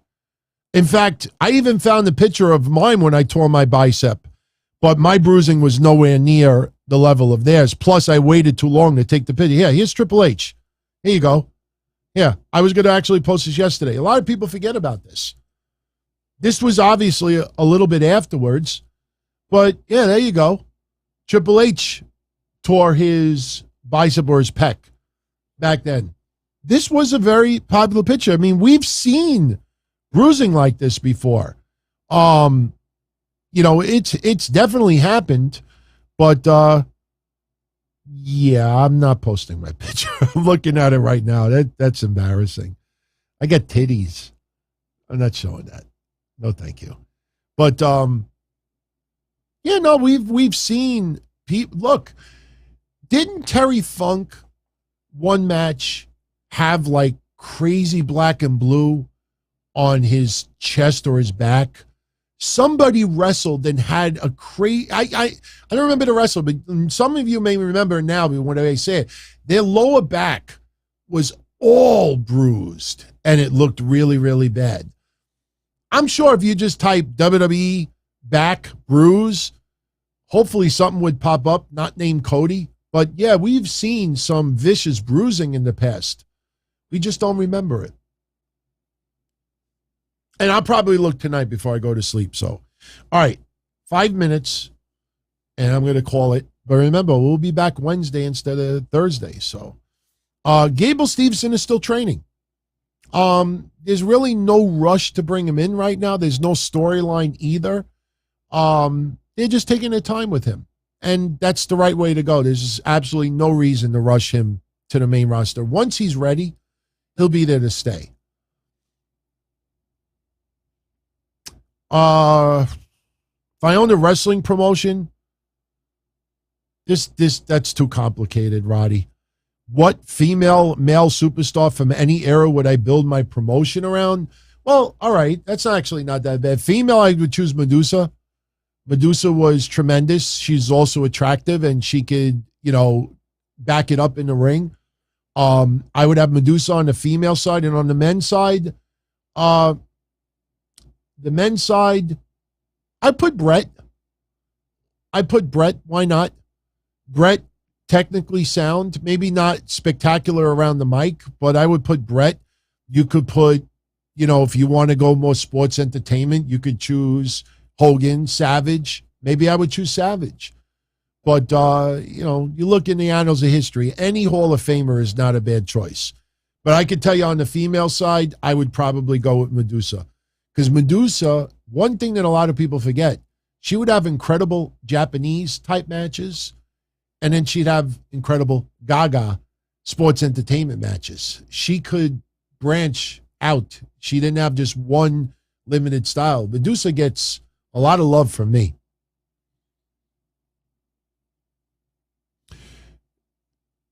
All right, Guardian of Chaos. Much love, my friend. When I was active, I don't want to say in the business. I really, I don't look at it like that. Did I ever get potatoed, given a receipt, or stuffed? Okay. I honestly feel like some of the wrestlers that I got attacked by, like Jason Static, Tony Lowe is another one. When I told them, lay it into me, I'll take it, lay it into me, because I thought the ultimate realism is getting legit hit. And I think for those guys, I think it was more like, okay, Kevin Matthews, excellent example of it. Wrestling is, is an art form, and anybody could bash something over anyone else's head and think they're a wrestler. So sometimes for the realism of it, I'm like, look, you have the strap, whip me. I don't care how much it hurts, just do it. You're going to hit me with a chair, go balls out with it. And I think for some of them, I think they were like, I don't think he realizes what he's saying. And for my own good, I think they were like, okay. And that's probably what happened. They definitely did not hurt me, and they weren't trying to, but, I think they were trying to school me a little bit. I had segments sabotaged. My debut ever on camera, when I managed Abdullah the Butcher for that match. I was supposed to manage some indie scrub, and I hate using that term, but some indie guy. And he got so scared, he ran out of the building. I played the footage not too long ago. My debut on camera, I'm in Club Amazura with 1,400 people in there, and I'm out there, and they hit the guy's music, and nobody comes out. And then I see the Masked Maniac, and he's like, you're not going to believe this, everyone. He left. He got scared. He left. He legitimately left. And my segment was sabotaged. So now I have to improvise. I've never been on camera before, and people are laughing at me. And then I started thinking about insults when people used to insult me. And I looked at a guy, it's all on video, and I said to him, I said, you couldn't get a girl wet if you dropped her in a pool. And I was just thinking of things like, right up. And then I was like, if anybody wants to come out here, and then Abdullah came out, and the rest was history. That's when I stapled Louis afterwards. But the New Jack in the Box segment that I wanted to do with New Jack, that was sabotaged by Sean the Mick. Before the segment even happened, he was at the gorilla position, and he told New Jack, go out there. And he fucked it up because he hated my guts. So I've had people sabotage a lot of my ideas. But no, everybody was always respectful. But those guys were trying to teach me the lesson, like, no, you don't have to get hurt to tell a story. And I appreciated all three of them, Kevin, Jason, all of them. They would do it. Kevin Matthews is a big dude. He's a good guy, man. It's amazing that, I actually watched him wrestle almost 20 years ago. So, and he's doing good with his promotion now. Kevin Matthews is good people, man. Very good people. I managed one time. I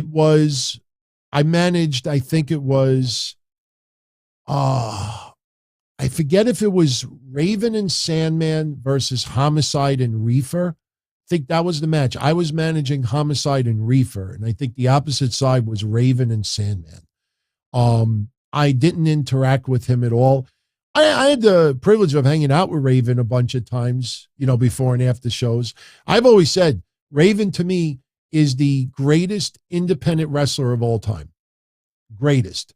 Not because of wrestling ability, but that guy knew how to make money.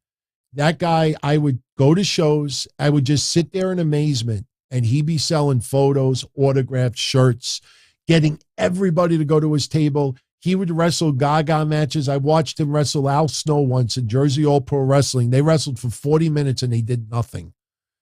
For about 10 minutes, they mimicked like 20 wrestlers' finishing moves. They did nothing, almost nothing for 40 minutes. Crowd went home happy. And we were just watching like, I can't fucking believe this. But I was in amazement, in appreciation. Raven to me is the greatest independent wrestler of all time. Just based on his success making money.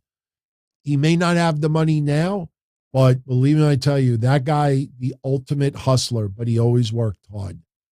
Always worked hard. And Raven is one of the funniest people I ever came across. Funniest. Aphrodite, you won earlier. You won the CM Punk stuff from the watch party. Congrats.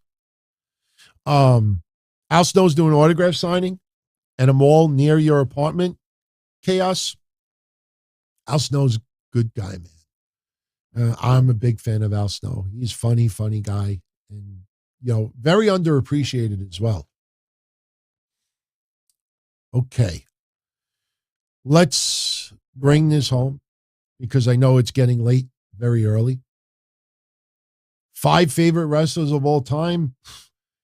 Terry Funk, Magnificent Morocco, Cactus Jack, Jimmy Snuka. 5. I'm drawing a blank right now, and I know later on I'll be like, fuck. I can't think of a 5 right now, but those are 4. Those are 4. Maybe Hogan, because I was a Hulkamaniac growing up. I mean, don't get me wrong. I have not been a Hogan fan for a long time, but I will always appreciate the relationship I have with my grandmother because of Hogan. But yeah, I give you 4. Who's the wrestler I'm most surprised not inducted in the Hall of Fame? Bam Bam surprises me. Bundy surprises me. Celebrities, Andy Kaufman should have been put in a long time ago. Miss Elizabeth should have been put in a long time ago. Those are a few right off the bat.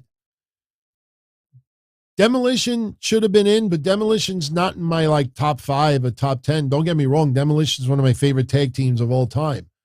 You go back and you watch those matches. I mean, they didn't do as much as you think they did. I liked more of the Masked Superstar, and I kind of liked, Smash when he was Repo Man. I mean, Demolition, the music also made it as well. Listen, if Demolition were around these days and the Road Warriors are around these days, a lot of people say, oh, they're Road Warriors ripoffs. You had a few people that said that back in the day. I'm always been a fan of Chyna. Totally sad what happened to her. I talked to members of her family after everything that happened. I have said this before. I would bite my tongue in the past because I was always afraid of being sued by this guy. I cannot believe that guy that was involved with Chyna. I think his name was Anthony also. I can't believe he never went to jail. To me, it was Anna Nicole Smith all over again. That guy enabled Chyna. And then after Chyna died, he took a lot of her stuff that the family should have had ownership to, and he hopped it. That guy, I can't believe he never went to jail. I can't believe it. The stuff that was told to me privately, I still can't believe that guy's never gone to jail. Awesome questions today, man. Awesome. You know what? We're at 1 hour and 50. Let's go 6 more minutes because the questions have been phenomenal. I think we had a tremendous episode tonight, and I'll stick around for 5 more minutes. Keep in mind, it's already over here almost 1 in the morning, so I got to get up tomorrow. But I hope you join me Wednesday. I don't expect the live audience to be that big because a lot of people are not going to realize that I'm back on Wednesdays. But starting next week, what we've been doing on Thursday, we'll do the same format on Wednesday. It'll be AEW, NXT discussion, news, and some Q&A, mainly from our channel members. So we'll do that. All right. Near did not know until recently that Smash and Repo Man were the same person. Yeah. Well, wasn't he also Blacktop Bully? Breaker 19. He was Crusher Khrushchev. He had a lot of gimmicks when you really think about it. All right, Mr. Milwaukee. Platinum Max and Montez Ford neither throw their respective partners through the barbershop window. No, I disagree with Montez Ford. Montez Ford and Angelo Dawkins are great. I'm not saying that Montez Ford would not be a single star, but I kind of like them as a tag team. It's one of those tag teams that I don't want to see split. Max Caster, I don't know, man. I'm a fan of Anthony Bowens. I mean, I personally think if you throw Anthony Bowens through the barbershop window, Anthony Bowens will never peak. I think he obviously needs Max Caster more than Max Caster needs Anthony Bowens, but I wouldn't split either team. They work great together. They bounce off of each other. It would feel different. Thank you, Roger, for the super chat. Much love, my friend. I thank you very much, and believe me, tomorrow I am going to need a cup of Java, so I will definitely be grabbing some. By the way, I am going to go off of keto soon. I have decided I'm going to drop anywhere from 5 to 10 more pounds, probably 10, and then when I hit that 10 pounds, I'm going to stop keto. I am going to just be very careful with my diet, but if I want a little pasta, I'm going to eat it. So the quicker I lose the 10, the quicker I can have a plate of pasta. So is the draft still on? Yeah. You figure September, October, draft is still on. Absolutely. Yes. Roger Rubio's my personal barista. I have definitely bought in some cups of coffee, especially on the weekend. And I'll say, thank you, Roger. And then my fiance's like, who? And I'm like, oh yeah, Roger bought me coffee. And she's like, who's Roger? I said, don't worry about it. She doesn't mind. As long as instead of Roger, as long as it's not Rhea or Rhonda or Alicia or Elizabeth, if I say Roger, it's okay. But if I say, oh, Elizabeth bought me coffee, who? Who does Hangman Page feud with next? Good question. I thought he was going to get a rematch with Punk. That's obviously not going to happen. It could be a member of the Blackpool Combat Club. I don't know. A lot of people think that Hangman Page should turn heel. I'm not so sure. I mean, I'm sure he could probably pull it off. I don't know. Right now, we got Forbidden Door. And right now, you're going to see New Japan people show up. It's going to be an expensive run-ins, very expensive run-ins. But if you notice, even last week, or 2 weeks ago, that Khan guy, he showed up. And then he disappeared again, but he appeared on other indie events. That's what, when you see people show up, it's not Forbidden Door. It's, we all worked out a deal that he could wrestle for 5 different promotions and we split the transportation and hotel fees. That's why these people are coming in. You notice, what's his face? Oh, crap. I can't remember his name right now. But he came in, one of the New Japan wrestlers, and he appeared everywhere. Impact, GCW, CZW, everywhere. Lex Luger was not going to be the face of the WWF, even if he won the championship against Yokozuna.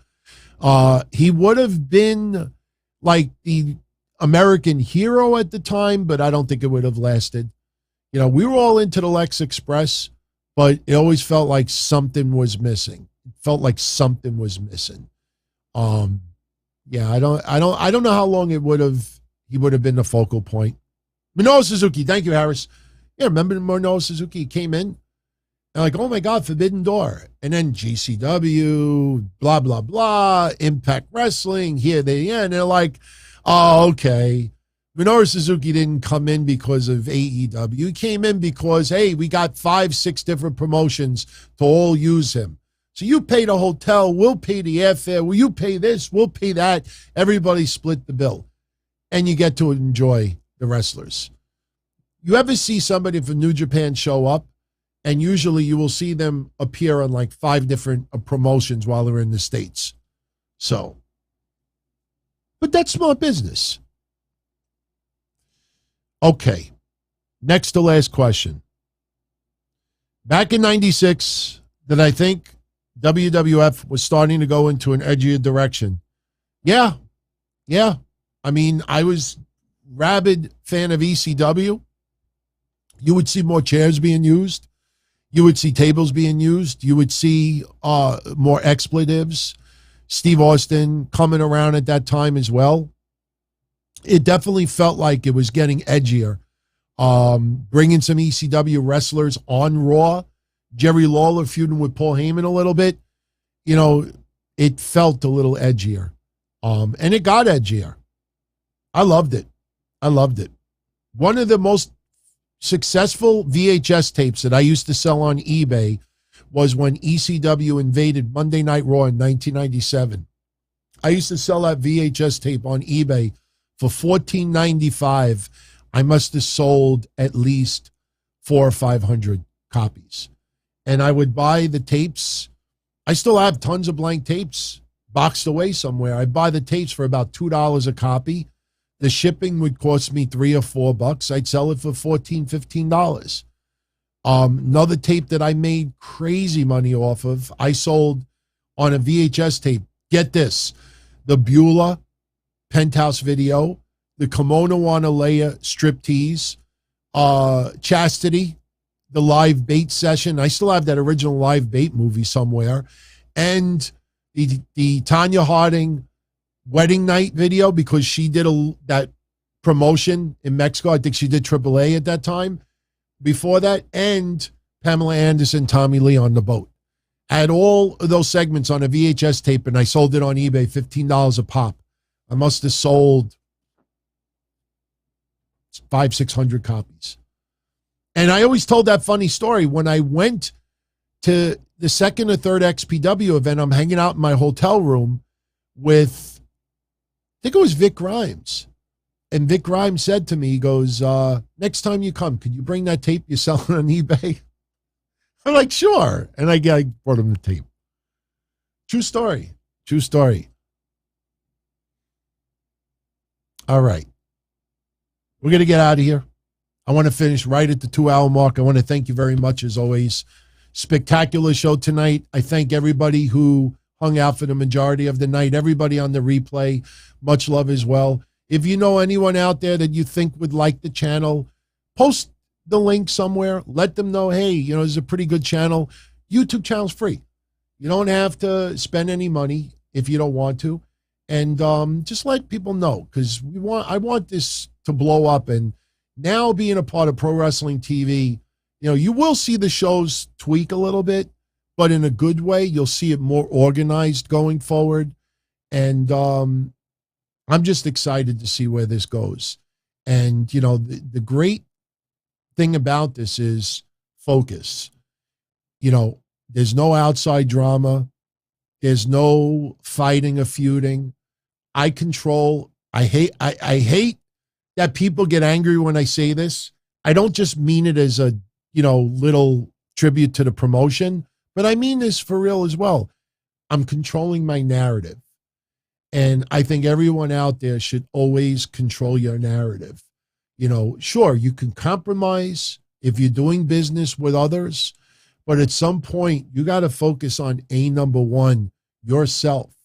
And yes, you appreciate people that you grow with along the way, but you also got to remember that at the end of the day, you got to worry about yourself. And, you know, if you don't do what you're supposed to do, you know, people aren't going to take notice. And like I said, it's amazing, you know, to have people contact me. Hey, you know, and I could tell who really tunes into the shows and I could tell who don't.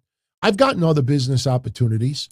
But when they say to me, hi, Mr. Anthony, or no, Mr. Tony, or they'll say, Don, I love your show, Mr. Tony. And I realize they're just looking at the channel and it says Don Tony. They think my first name is Don and my last name is Tony, Mr. Tony.